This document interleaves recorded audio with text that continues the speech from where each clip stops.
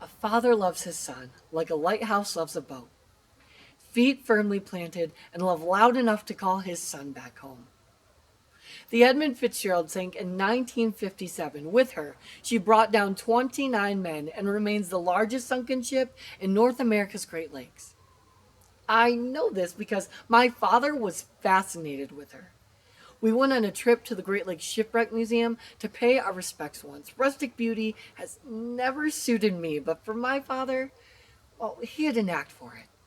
His time in the Navy must have angered him in the water because no matter how many times he was docked, his heart always found its way to the shore. I think that's also why my father loves searching out lighthouses. If there was ever a vacation near one, you could be sure that we followed the foghorn map to it. Like Batman, its spotlight signaled the sky and we were there. The time I most remember is after my father caught wind of one after seeing the Edmund Fitzgerald.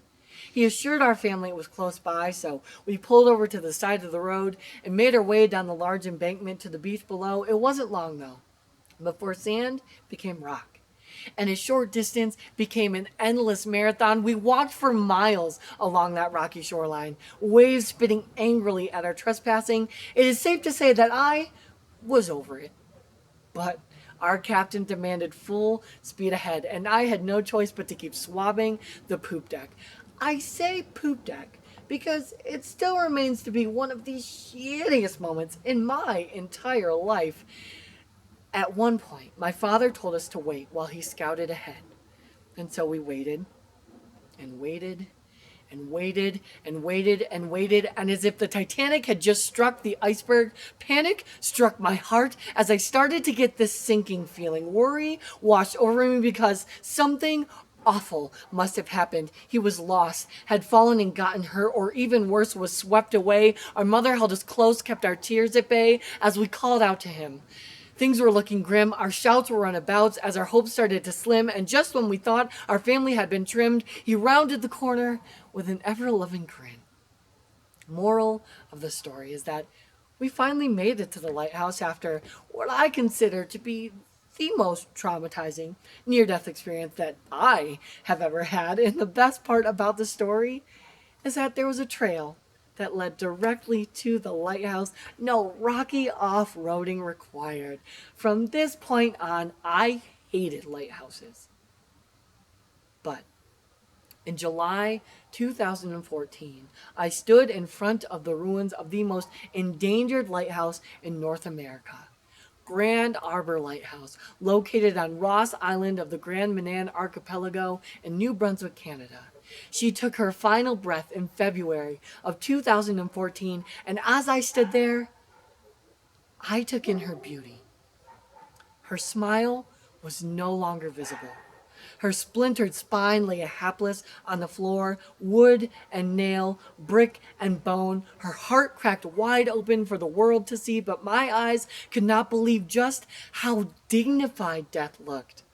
Her foundation still stood, and in her remains the memories remained, each one laid out like a lily at a grave. She bravely rested with her casket wide open, and as I picked up her broken pieces, I understood what it was to be your son.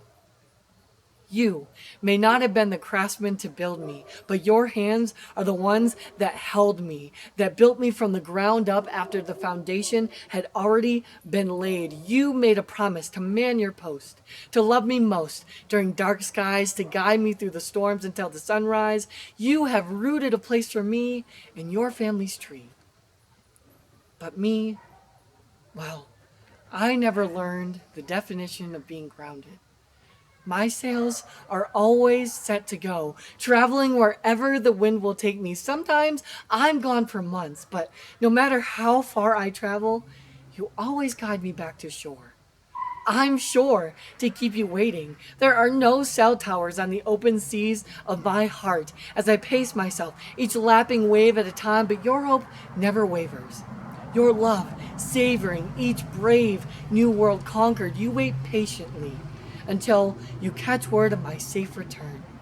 Like any superhero, you are a master of time, and sometimes the best superpower rescue you could offer is simply taking off your cape, letting the ones we love most find their own way out. Believe me, I will always try.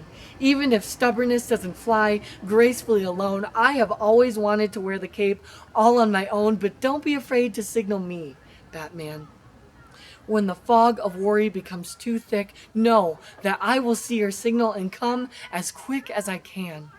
When you have manned your post for too long and you have not heard word from me, sound your horn, and I will sound mine with a little extra flair to reassure you that I am okay.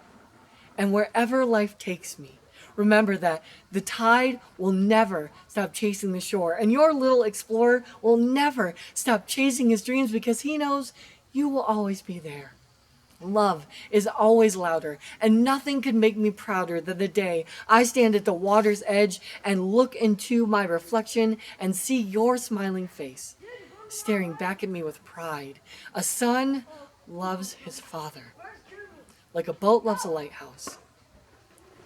Bravely sets his sails to the wind, heartbeats strong enough to adventure, knowing that his father will always call him back home.